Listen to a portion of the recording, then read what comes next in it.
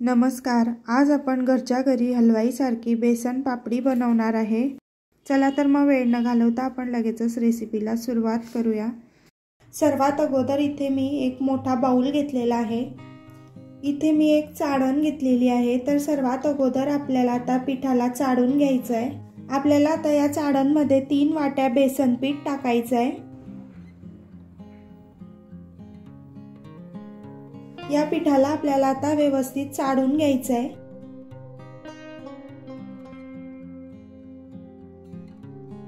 हे बघा, इथे आता हे पीठ चाळून झालेलं आहे। यामध्ये काही गुठळ्या वगैरे होत्या त्या संपूर्ण निघून गेलेल्या आहे। आता यामध्ये चवीनुसार मीठ टाकायचं आहे। नंतर इथे मी पाव कप तेल मस्त असं कडकडीत गरम करून घेतलेलं आहे। तर आपल्याला आता हे कडकडीत गरम करून घेतलेलं तेल या पिठामध्ये टाकायचं आहे। नंतर आपल्याला आता हे चमच्याने व्यवस्थित मिक्स करून घ्यायचं आहे, म्हणजे हाताला सुद्धा चटके बसणार नाही आणि पीठ सुद्धा मस्त असं मिक्स होईल। हे बघा, इथे आता हे पीठ सुद्धा मस्त असं मी मिक्स करून घेतलेलं आहे। तर आपण आता या पिठाला थोडंसं हाताने चोळून घेऊ। पीठ थोडंसं कोमट झालेलं आहे।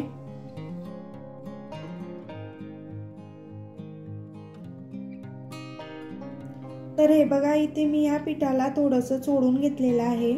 आपल्याला आता हे पीठ भिजवून घ्यायचं आहे।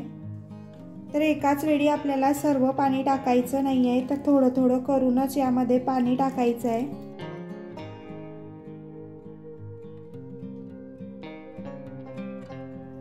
हे पीठ आपल्याला एकदम सैल सुद्धा भिजवायचं नाहीये किंवा एकदम घट्ट सुद्धा भिजवायचं नाहीये। तर हे बघा, इथे मला हे पीठ भिजवत असताना पूर्णपणे 1 ग्लास पाणी लागलेलं आहे। हे पीठ मी अशा कन्सिस्टन्सीचं भिजवून घेतलेलं आहे। जास्त पातळ सुद्धा नाहीये आणि जास्त घट्ट सुद्धा नाहीये। आपल्याला आता हे पीठ 5 मिनिटं अशा पद्धतीने फेटून घ्यायचं आहे, जोपर्यंत या पिठाचा कलर थोडासा लाईट होत नाही तोपर्यंत।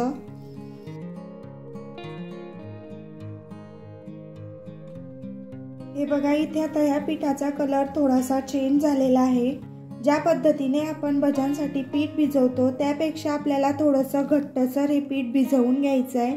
हे बघा, अशा पद्धतीने। तर इथे आता आपलं हे पीठ तयार झालेलं आहे। तर आपल्याला लगेचच आता पापडी करायला घ्यायची आहे। हे बघा, इथे मी आता कढईमध्ये अगोदरच तेल गरम करून घेतलेलं आहे। नंतर आपल्याला गॅस अगदी कमी करायचा आहे। इथे मी पापडी करण्यासाठी अशा पद्धतीचा झारा घेतलेला आहे। हलवाई लोकांजवळ सुद्धा अशाच पद्धतीचा झारा असतो। अशा पद्धतीचा झारा तुम्हाला मार्केटमध्ये सहजपणे मिळून जाईल। आपल्याला आता हा झारा कढईवरती व्यवस्थित ठेवायचा आहे। यावरती आपण आता जे भिजवून घेतलेलं मिश्रण आहे ते आपल्याला अशा पद्धतीने टाकायचं आहे। नंतर आपल्याला आता हे मनगटाने अशा पद्धतीने पुढे प्रेस करायचं आहे।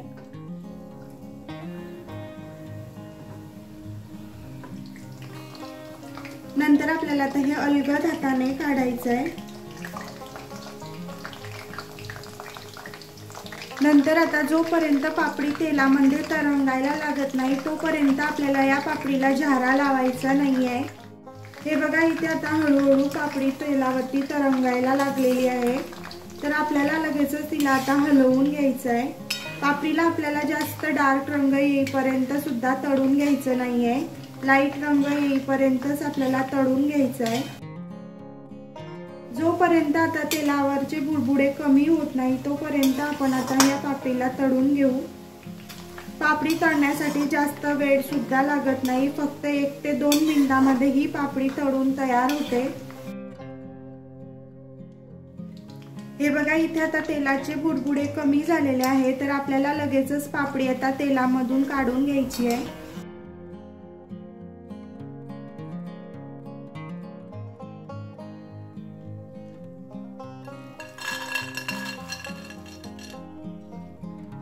मी तुम्हाला अजून एक वेळेस पापडी तेलामध्ये टाकून दाखवते।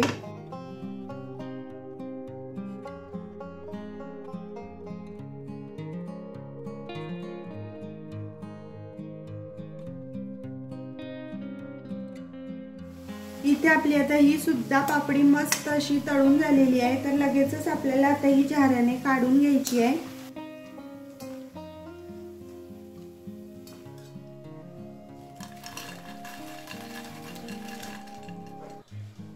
आपण आता अशाच पद्धतीने बाकीची पापडी सुद्धा बनवून घेऊ।